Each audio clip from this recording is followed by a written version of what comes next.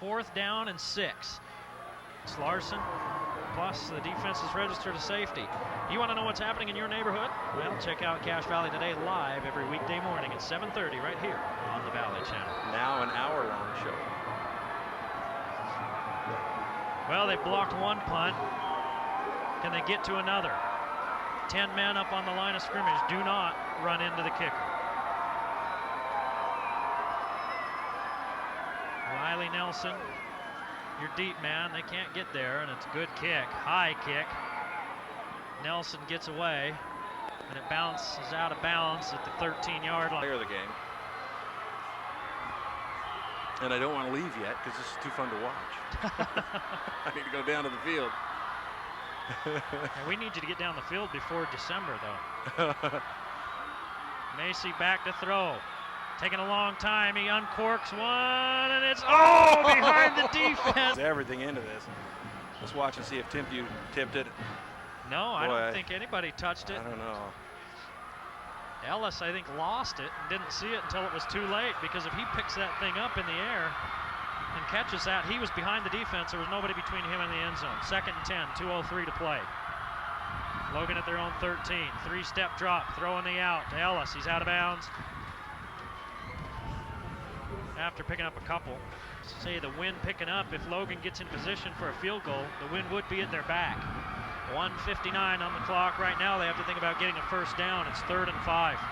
Ellis, 7 receptions for the game, 79 yards. He's had a good game offensively. He's played a lot of defense too. Macy down the middle. He's got Larson. Larson up to the 43-yard line. They stop the clock to move the chains. Great protection for Macy. Gone up huge here on this last drive, giving Macy all kinds of time. Now we just got to find the right place to drop the ball. See if somebody can pick it up and move it downfield, at least for a shot at a field goal. 1:45 and the clock runs. Macy's going to give it off to Dallas Larson. Larson picks up about 7. See what Logan does here. I think they only have, what, 1 timeout left? I asked Mike Plowman. He's keeping track of that. Yeah, timeouts left 1 for Logan. It's up there on the big scoreboard. Oh, yep. 1:18. The clock runs. Macy again has room in front of him. He uncorks one, and it's caught! Caught by McComber. This clock will stop after the first down. Wow. One thing goes right in this game for Logan. A tip ball that actually is brought down by a Grizzly and not a Thunderbird.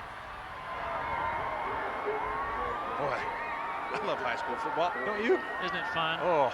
It's still sports at its purest. The officials are calling a timeout here. I'm sure that doesn't break the hearts of the Grizzlies. There, the clock's going to start. And the clock does start. We're under a minute to play.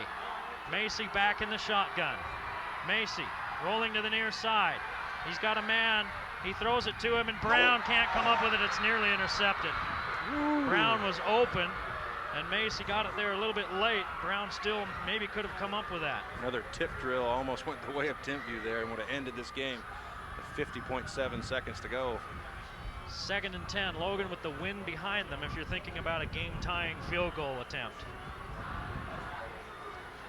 There'd be an awfully long field goal from the 37. Here's the throw right there. I mean, Brown gets both hands on it. Got to haul that in. It was a little high. Macy on the quarterback draw, and he had loads of room in front of him, but he's hauled down on a shoestring tackle, and Logan hollering for a timeout, and you need at least 16 yards. Boy, at least. But this is difficult conditions to kick in. You don't know where the wind's going to be coming from at any point in time. Trying to tell if it's raining down there. I don't think it's here yet, but it's coming. You can see it out to the side of the stadium over here. No, it is. As I crouch down here and look, yeah. I can see it reflected in the lights, and it's raining pretty good.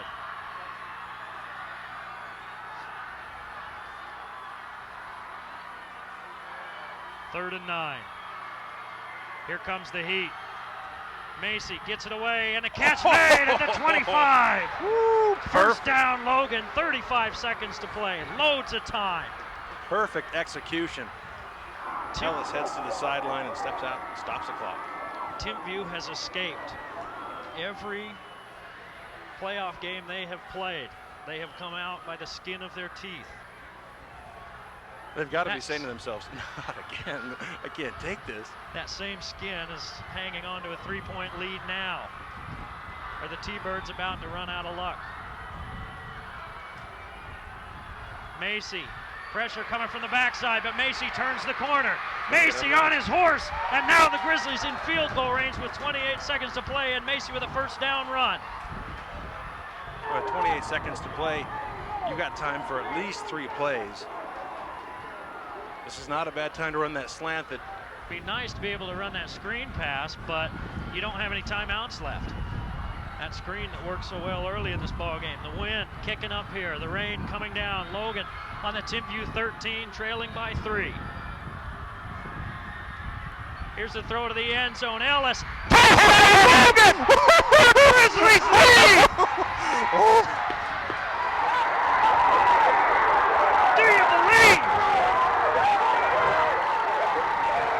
Coach is frantic trying to get their players off the field. They don't get a sideline infraction. 23 seconds on the clock. With that catch, Ellis goes over 100 yards for the game on his 9th reception, 103. I think we're going to have 2 players of the game today, Ben Butters and Roger Ellis. And that would have to be our drive of the game. Oh my goodness. Here's Ellis with the catch. Macy getting it there, and Kano with the all-important kick. It's good. Before we went to break, I was saying, count me as one of the guys in the stadium that thought Logan was done. Mike Plowman joins me on headset now. He says he believed the whole time.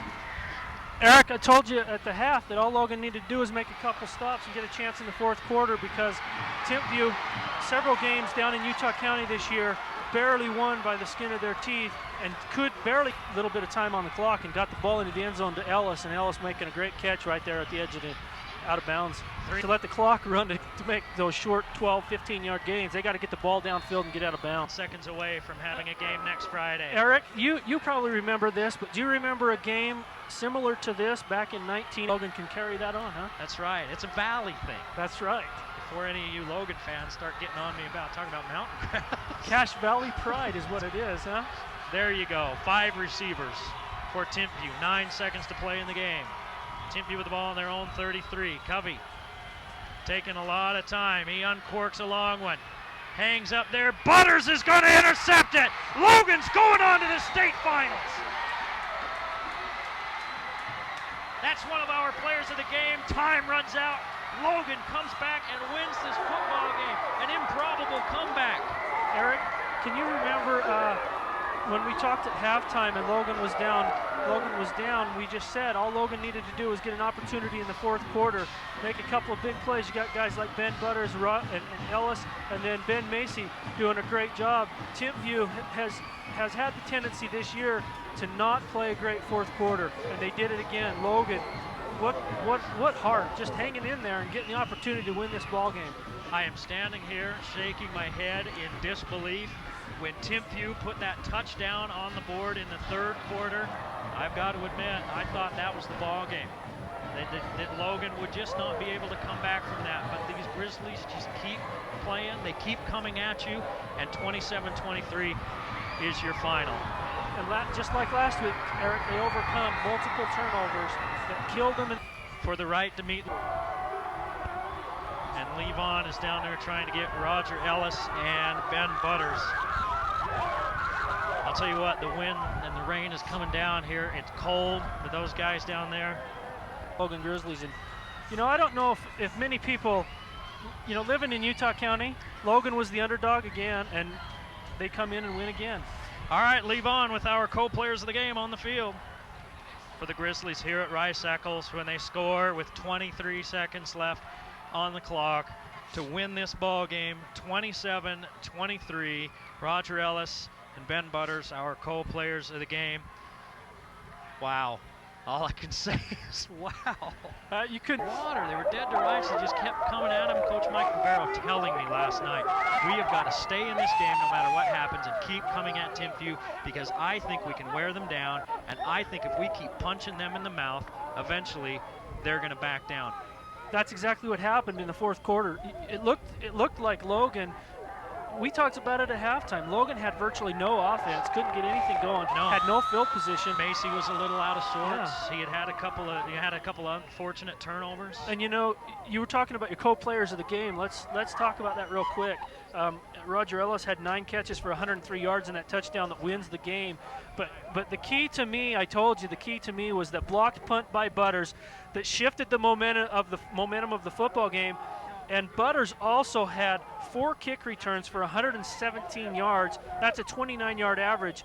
And Butters really, his kick returns and his blocked punt shifted the momentum, and then Ellis made some huge catches. Larson, who was not on the offense at all in the